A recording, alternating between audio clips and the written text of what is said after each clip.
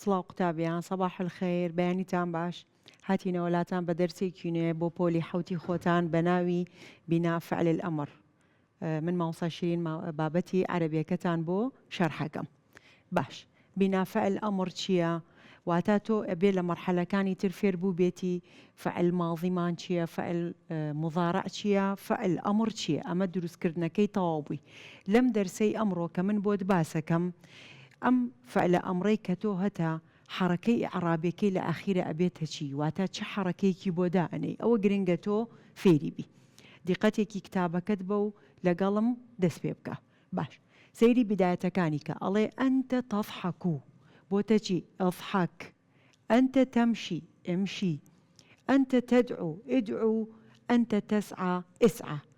ئەگەر دیقەتی ئەو حرەکانە بدەین هەر یەکە و شتێک بووە بوونەتە شتێکی تر. سەیریکە لێرە حرەکەی ضەمەیە بۆتە سکون، لێرە یاءە بۆتە کەسرە، لێرە ئەلفە ئەنجا چه ئەلفی مەقسوورە بێ یان ئەلفی باڵابەرز بێ ئەلفی تەویلە بۆتە فەتحە، لێرە واوە بۆتە ضەمە. بۆچی ئەم پرۆسەیەی بەسەر هات؟ بۆچی وای لێ هات؟ تۆ ئەبێ ئەو خطوانە لەگەڵ من فێربی. سەیرێکی قاعیدەکەت کە ئەڵێ یوبنا فعل الأمر. یوبنا تۆ ئەبێ پێش ئەوەی حرەکە بزانی ئەبێ بزانی فعلی ئەمر لە عرابە پێی ئەڵێ فعل ئەمر مەبنی. مەبنی عەلا چی؟ دوو خاڵ لە ژێر دەستوە هەیە، یەک سکوونە یەک حەذف حرف العلەیە. واتە ئاوا بۆ خۆت بە خشتە ئەیکەی بۆ ئەوەی بە سادەترین شێوە فێری بی. سکوون کێ؟ ئەگەر ئەمە وشەکەت بێ واتە ئەو پێنجە بچووکە پێی ئەڵێن سکوون لە عەرەبی. حەذف حرف العلە کێیە؟ واتە لەسەر وشەکەت یان فەتحە ئەبینی یان ضەمە ئەبینی یان کەسرە ئەبینی کە ئەمانەش لە کێوە دەرئەچێ یان لە کوێوە دێ هێواش هێواش من تۆ فێرەکەم. بابین بۆ سکوون. سکوون چییە؟ ئەڵێ ئەگەر هاتوو تۆ وشەکەت لە کاتی مزارعە پاک بێ نەخۆش نەبێ ئەی لەم تەدخل عەلەیه حرف العلە ئەو کاتە تۆ بۆت هەیە لەسەر وشەکەت کە ئیکەیتە فعل ئەمر سکوون دانی. باش حرفە عەلەکان کێن؟ دیقەتی قاعیدەکەت بدە.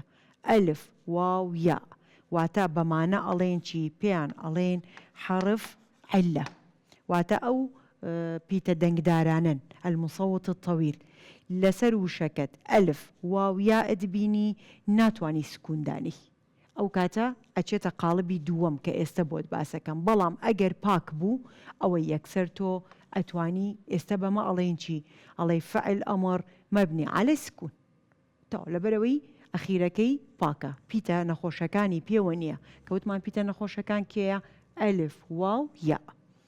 ئێگەر ئەلف واو یائی لەسەر بوو من چی ئەکەم؟ ئەڵێ حەزفیکە، واتە کاتێک ئەیکەیتە فعل ئەمر ئەبێتۆ ئەو پیتانە لادەی، واتە کێ؟ ئەلف واو یا. باشە کە حەزفم کرد وتمان جێگرەوەکە یەکەینە چی؟ ئەکەینە حەرەکات. سەیریکە ئەگەر وشەکەت ئەلف بوو ئەبێ فەتحەی بۆ دانی، ئەگەر وشەکەت کۆتاییەکەی واو بوو ئەبێ بیکەیتە ضەمە، ئەگەر یائش بوو ئەیکەیتە کەسرە. بۆ من وای لێ ئەەکەم؟ لەبەرەوەی ئەمە قاعیدەیەکی سابتە. کاتێک تۆ هەر وشەیەکت ئەلف بوو کۆتاییەکەی ئۆتوماتیکیان حرەکەی ئەلف فەتحەیە، کۆتاییەکەی واو بوو ئۆتوماتیکیان ضەمەیە، کۆتاییەکەی یا بوو ئۆتوماتیکیان ئەبێتە کەسرە. ئەم سێ حرەکەت تۆ ئەبێ ڕەچاوی بگری بۆ ئەوەی بتانی ئیشکەی لەگەڵ فعلی ئەمر یان چۆن ئەڵێ فعلێکی ئەمڕی تەواو دروستکەی. باش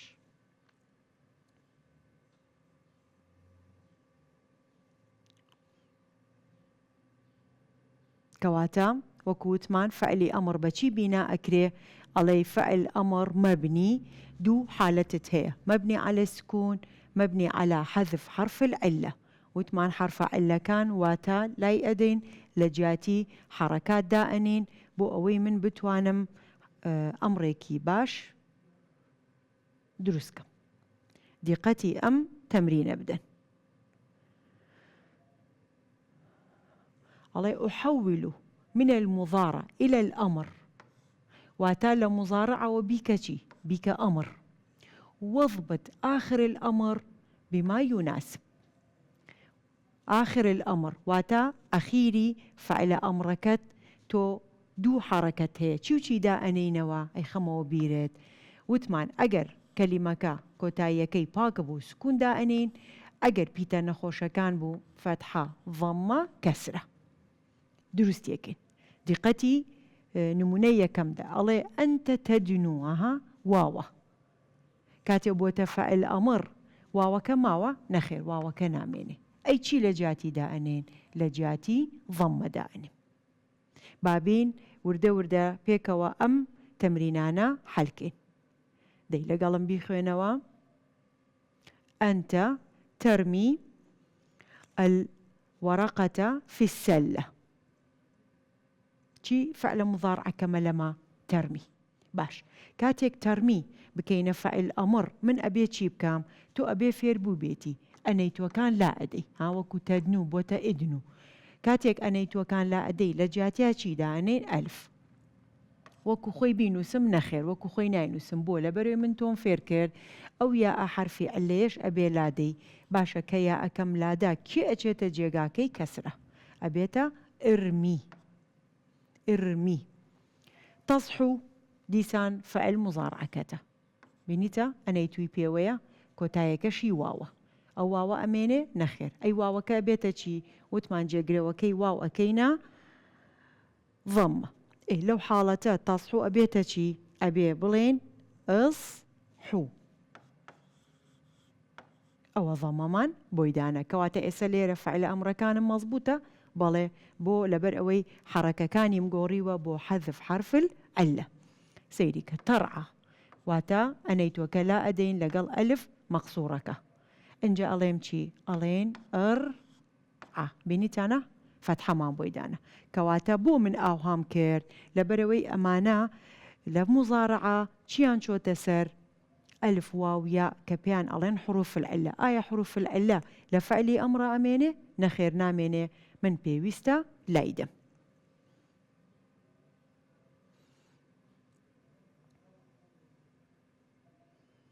سيري كان ئاواشتان بۆ دێتەوە ئەکید لە قوتابخانە مامۆستای خۆتان ئەم نەوعە پرسیارانەشتان بۆ ئەهێنێ ئەم جارە بە پێچەوانەوە لێت داواکە ئەڵێ چی ئەڵێ ئەڕد كل فعل ئەمر إلى المضارع واتە فعلەکەت لە ڕستەکە بۆتە ئەمر ئەڵێ هەڵی گێڕەوە بۆچی ئەڵێ ئەمرەکە بکەوە بۆ مزارع واتە دیسان دروستی کەوە ئەنەیتووی بۆ دانێوە کاتێک تۆ ئەنەیتوت بۆ داناوە دیسان ئەبێ ڕەچاوی کۆتاییەکانی بکەی باشە ها سەیریکە واو لێرە سکوونە لێرە دووبارە واوە لێرە یاءە بابێن بزین ئەمانە چی لێدێ ئایا وەکو خۆی ئەمێنێ کاتێکینە مزارع یان دەستکاریانەکەین سەیری نمونەی یەکەم کەن ئەڵێ ئزرع شەجەرەتە توفاحین كاتك تو بكسيك علي بيشينا لمزارعة علي تزرع ها أنت تزرع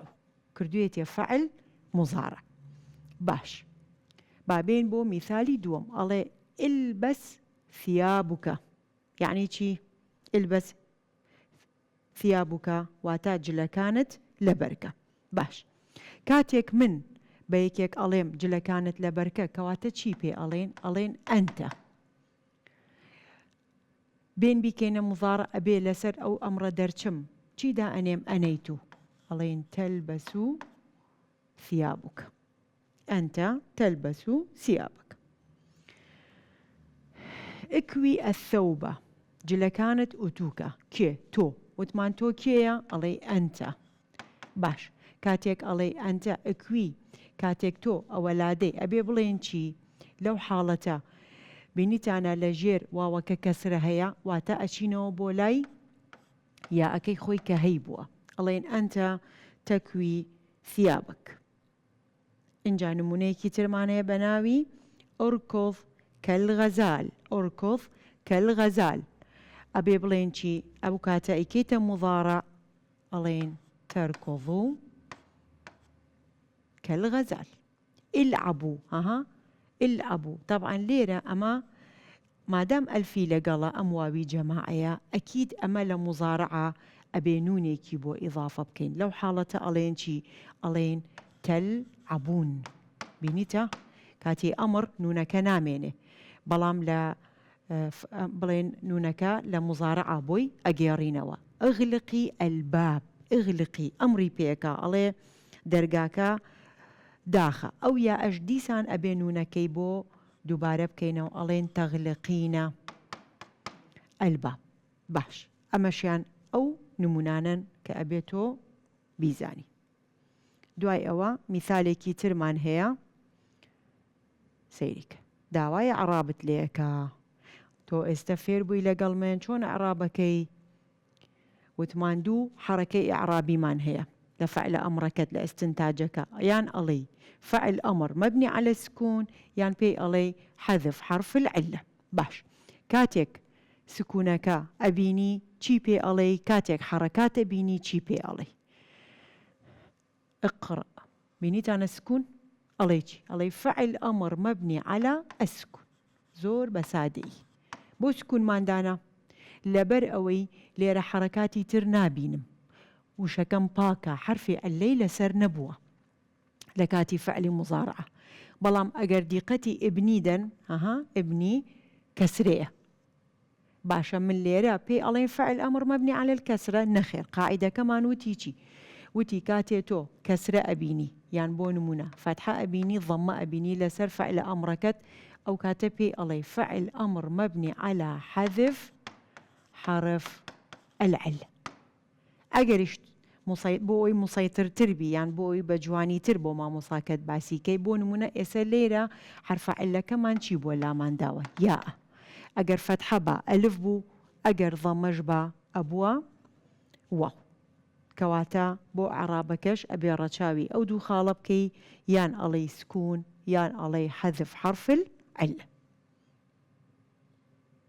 کەواتە دەرسی ئەمڕۆمان پێکاتبوو لە چی پێکاتبوو لە بینا فعل ئەمر کەواتە دەرسێکی سادەیە وەکوتم بیرت نەچێ هەموو جارێک ئەڵێ فعل ئەمر مبني بۆ لەبەرەوە خۆی پێت ئەڵێ یوبنا مبني على چی یان ئەڵێ مبني على سکون یان پێی ئەڵێ مبني على حذف العلة حرف عیلەکان کێن پێکاتووە لە ئەلف واو یا ئەمانە ئەمێنێ لە ئەمڕە نەخێر ئەمانە لا ئەدەین ئەکی بێتە جێگرەوەکەی لە باتی ئەلفەکە ئەڵێن فەتحە لە باتی ئەو واوە ئەڵێن یا عفو ئەڵێن ضەممە لە باتی یاءەکەش ئەڵێن کەسرە و هیوادارم توانی بێتم بەساتەترین شێوە ئەم دەرسە خۆشەتانم بۆ باس کردبێ و سوودی لێ ببینن لەو ڕۆژانەی لە ماڵن خۆتان لەسەری تاقیکەنەوە ئینشاءالله بۆ تاقیکردنەوە بە هیوای نمرەی بەرز